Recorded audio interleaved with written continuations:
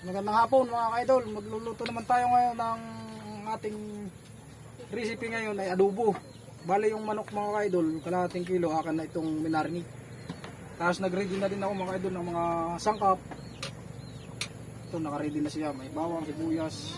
Lalagyan ko siya ng sibuyas na Tagalog. Tatry natin, pero masarap ito, sigurado mga ka-idol. Isa na tayo mga ka-idol. Mainit na din ako mantika mga ka-idol. Ito pala mga ka-idol, patatas. Nag-cube din ako ng patatas. Pandagdag. Pinakagulay ng ating adobong karning manok.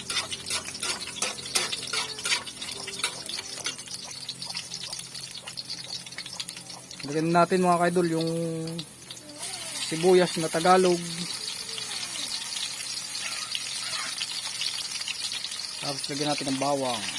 Lang pala natin.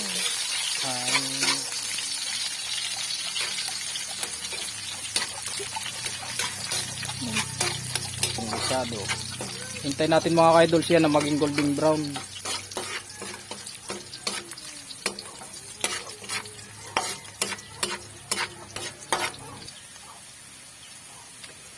Maganda tayo mga ka-idol ng sili.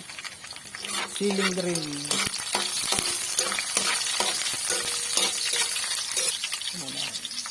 Bale ito mga ka-idol, manok na gagamitin natin, na ito, marinated na. Kompleto na yung kanyang sangkap. Atin na siyang ilalagay sa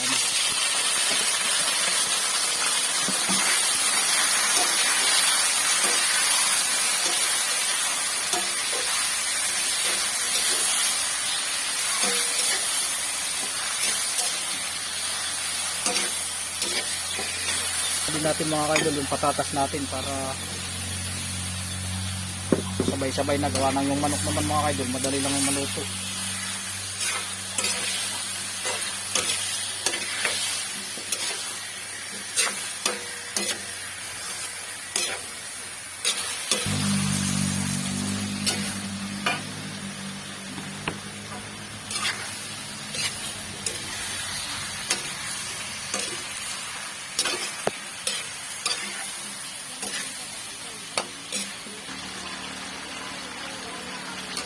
Ito mga ka-idol, na siya, hanggang dry na yung ating manok.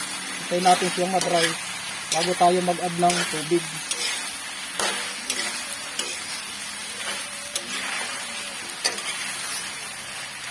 Tulubin muna natin siya mga ka-idol para magkatas pa yung manok.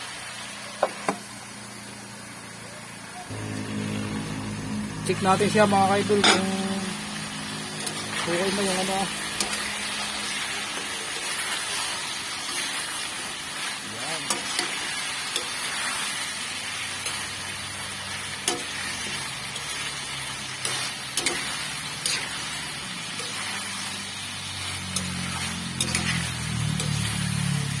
tayo mga ka-idol ng konting sabaw. Kung titingnan niyo yung sabaw ko, may kulay. Ito na yung ito yung pinag-marinitan ko ng manok. Add tayo ng konting sabaw niya para maluto ng maganda yung manok saka yung patatas.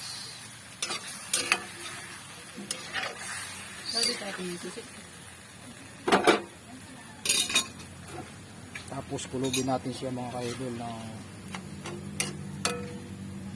mga 10 minutes. Ito mga ka-idol, okay na yung ating adobo mga ka-idol. Quality ang kunin mga ka-idol. Mga 5 minutes mga ka-idol, pwede nang ahunin.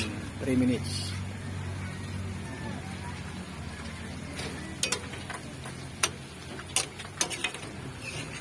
Thank you pala mga ka-idol sa panonood ng aking video.